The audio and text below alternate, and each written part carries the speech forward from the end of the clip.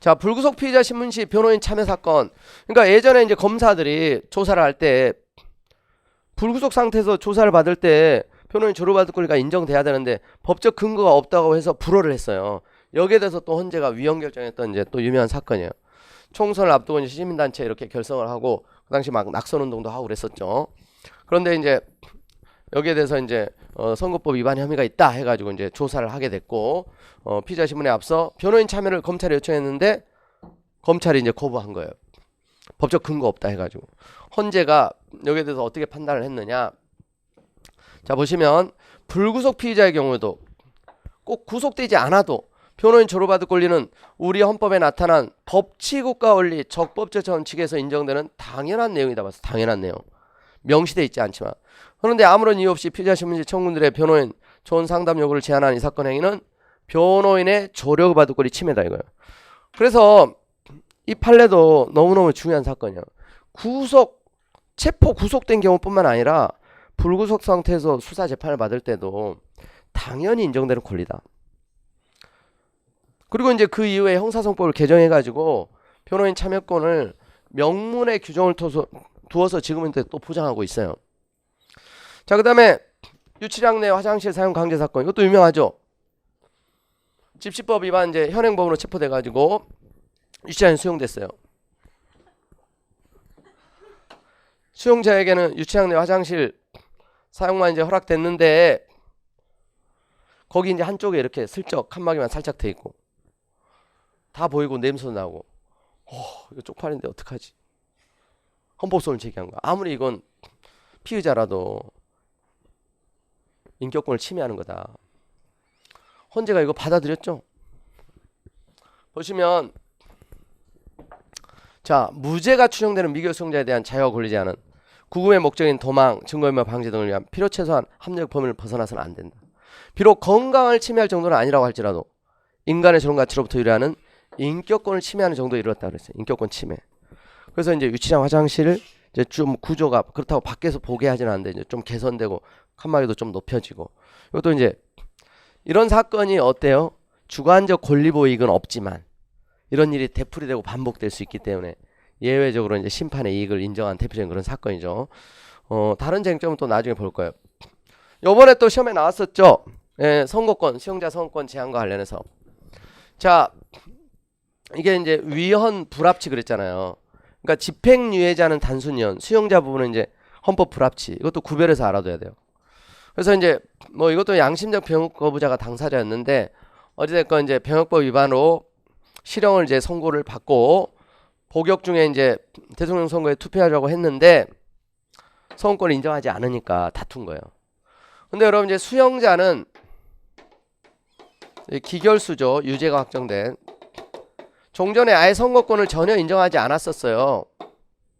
근데 전면적으로 이렇게 제한하는 거 이게 이제 지나치다는 거예요. 아무리 수용자지만 징역 몇 개월짜리건 10년짜리건 무기수건 상관없이 다 획일적으로 전면적으로 부정을 했었는데 예전에는 이제 원래 합헌이라고 했었어요. 공동체에 해악을 끼친 만큼 근신해야 되는 기간 동안에 선거권 제한하는 건 필요하다. 그런데 이제 판례가 바뀌었죠. 전면적인 제한은 이제 지나치다. 그래서 보면은 이제 수용자 집행유예자에 대해서 전면적 획일적으로 선고를 제한한 것은 선거를 침해하고 평등원칙에도 어긋난다. 수용자에 관한 부분은 헌법 불합치, 집행유예자에 관한 부분은 그냥 단순히 이걸 꼭 구별해서 알아둬야 돼요. 자, 수용자는 헌법 불합치,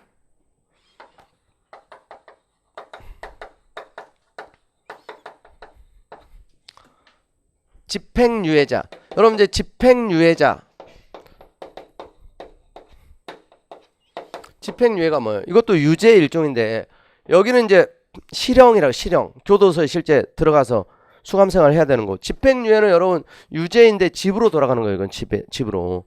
그럼 지금 유명한 재벌 부회장 1심에서는 5년 실형이 선고됐었는데 2심에서 2년 6월 집행유예 선고가 돼가지고 바로 나왔죠. 집행유예. 징역 2년 6월 이게 이제 형이에요, 형. 근데 집행유예 4년 이런 식으로. 4년 동안 집행을 유예한다는 거예요. 집행 유예 기간 동안 특별히 이제 뭐 사고 무리를 일으키지 않고 4년이 지나면 그냥 형 집행 받은 것으로 보는 거예요. 그러니까 집행 유예자는 어찌 됐건 자유롭게 활동을 하잖아요. 경제 활동도 하고 집에서 생활하고 굳이 선고권을 부정할 이유가 없다. 이분은 그래서 단순 결정한 거예요. 단순. 집행유예자는 그래서 바로 선고권 인정. 그러면 이제 수용자는 제한의 필요성이 있는데 다 부정하는 게 왜? 어떻게 개정됐죠 이게? 1년 이상 이렇게 개정이 됐죠. 그러면 1년 이상 징역 또는 금고형을 선고받은 경우는 선고권 부정. 1년 미만인 경우니까 선고권 인정되는 거예요. 이렇게 개정이 됐어요 벌써. 근데 이 개정된 법에 대해서 또 다퉜죠. 이건 합헌이에요. 그러니까 요번에 또 이게 나온 거죠. 개정된 법은 또 합헌. 그러니까 1년 이상 징역 금고형을 선고받은 자들은 제한이 필요하다. 예전에는 이제 뭐 징역이라는 게 금고라는 게 하한이 1월부터 시작해요. 1월. 징역 1월, 2월, 뭐 6월, 7월, 8월. 1년 미만인 수용자도 되게 많아요. 그래서 1년 이상은 제한하고 1년 미만은 허용하고 이렇게 바뀌었어요. 개정된 법은 합헌. 요렇게 이제 같이 알아두셔야 돼요. 같이. 집행유예자는 단순연. 자, 그 다음에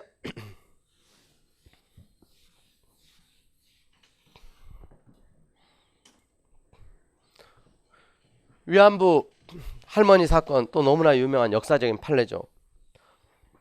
요번에 헌재 30주년 기념해가지고 이제 역사적인 판결들 꼽았는데 이제 다 꼽힌 대표입니다. 지금 우리가 이제 이 봤던 이런 보는 판례들이 헌재 중요 결정에 다 손꼽히는 대표적인 판례들이에요. 시험에도 많이 출제되고. 이게 이제 위헌 확인 결정됐잖아. 외교부의 분쟁 해결 절차로 나가지 않은 부작위. 일제에서 강제로 동원돼서 이런 이제 피해를 입은 이 할머니들. 대한민국은 일본과 대한민국 일본 간의 재산 청구권에 관한 문제 해결 경제협력에 관한 협정. 이게 유명한 이제 한일 협정이에요. 1965년 6월 22일. 한국사 또 많이 나오잖아. 65년. 이게 이제 굴욕적인 거다. 너무 이제 싸게 저렴하게 쉽게 합의를 해줬다. 그래서 계속 이제 많이 비판을 받고 있는 것 중에 하나죠. 그 당시 이 내용의 모든 청구권 이런 표현을 일본 측이 이제 요구해가지고 일본은 이제 나중에 이게 두고두고 문제가 될 수 있다는 걸 그때부터 다 알고 있었어요. 그래서 모든 청구권. 그래서 그때 이미 다 통친 거다 해가지고 더 이상 책임 없다 이런 식으로 계속 회피를 했던 거죠.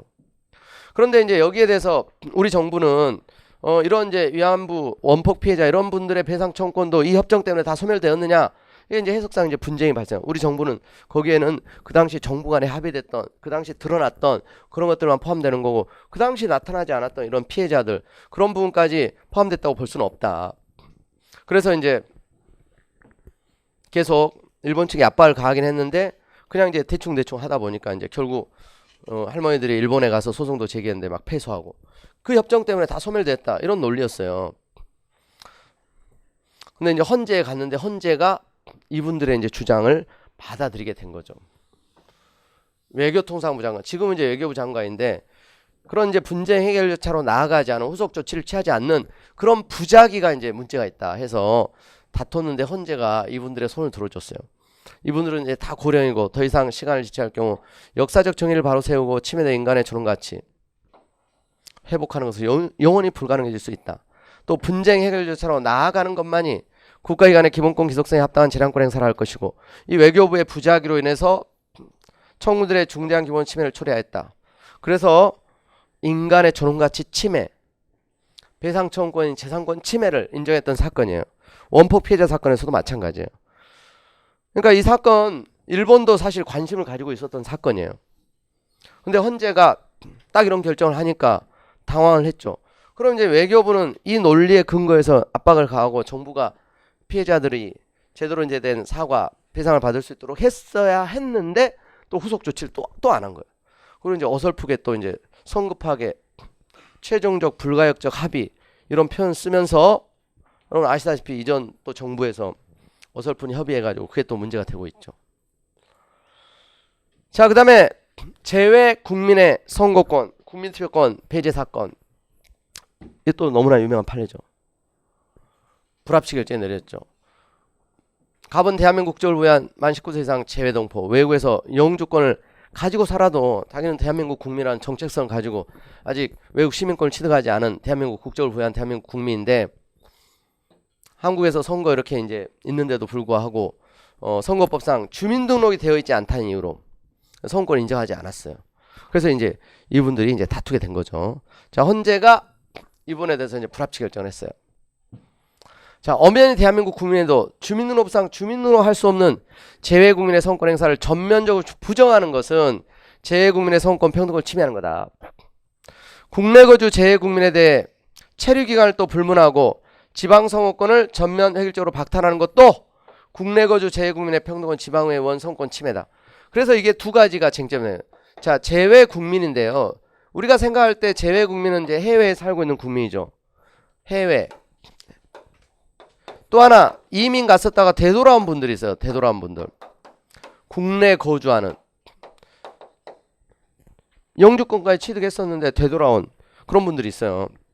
이런 분들이 똑같이 주민등록이 없었어. 해외에 살고 있으니까 뭐 당연히 이민 가가지고 없어졌고 말소됐고, 돌아왔어. 이민 갔다가 되돌아왔어요.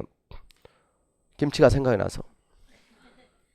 그리고 또 외국에 막상 살아보면 별거 아니거든요. 그리고 밤에 함부로 다닐 수도 없고 총기 사고도 많이 나고. 그래서 이제 되돌아온 사람도 많아요. 근데 이제 주민등록이 없어요. 여기도 주민등록이 없고 여기도 이제 주민등록이 없고. 그러니까 이분들은 이제 우리 이웃으로 똑같이 살고 있어. 근데 단지 주민등록이 없다는 이유로 지방선거권도 인정하지 않았어요. 이분들은 이제 지방선거에는 사실 관심 없고 지방선거권은 여전히 인정 안 돼요. 왜냐면 주민이 아니니까. 여긴 주민의 실체를 가지고 있어요. 똑같아. 옆집에 살고 있어. 근데 주민등록이 없다는 이유로 모든 선거권을 인정하지 않는 건 문제다. 그래서 지금은 이쪽 불합치 결정이 내려져 가지고, 자, 국회의원 선거권 인정하죠. 대통령 선거권 인정하죠. 그리고 국민투표권도 인정해요. 국민투표. 여기는 우리하고 똑같아. 모든 선거 다 인정해. 지방선거, 선거권, 피선거권, 출마도 다 인정해요. 여기. 그러니까 둘 다 이제 불합치 결정이 내려져 가지고. 근데 이제 재외 국민들 이제 주의할 건, 국회의원 선거는 임기 만료에 의한 비례대표 국회의원 선거까지만. 왜냐면 이제 국회의원 보궐선거, 여러분 6월 달에 국회의원 송파에 뭐 아나운서 출마하고 여러분 아시죠? 국회의원 보궐선거는 재외 국민들은 참여하지 않아요. 임기 만료에 의한 비례대표 국회의원 선거만. 아시겠죠? 여기 국회의원 선거는 국회의원 임기 만료에 의한 비례대표 국회의원 선거, 이것만. 근데 이제 대통령 선거는 보궐선거도 포함돼요. 작년에 그러니까 5월 9일 보궐선거에 재 국민들도 참여했어요. 임기 만료한 선거뿐만 아니라 대통령 선거는 보궐선거도 다 참여. 그리고 국민투표, 여기까지. 국내에 들어와 있는 이분들은 모든 선거 이제 다 참여. 그래서 여기도, 그래서 이제 기출문제로 요 내용 이 부분을 가지고도 이제 물어보고요. 요 판례도 물어보고 합니다.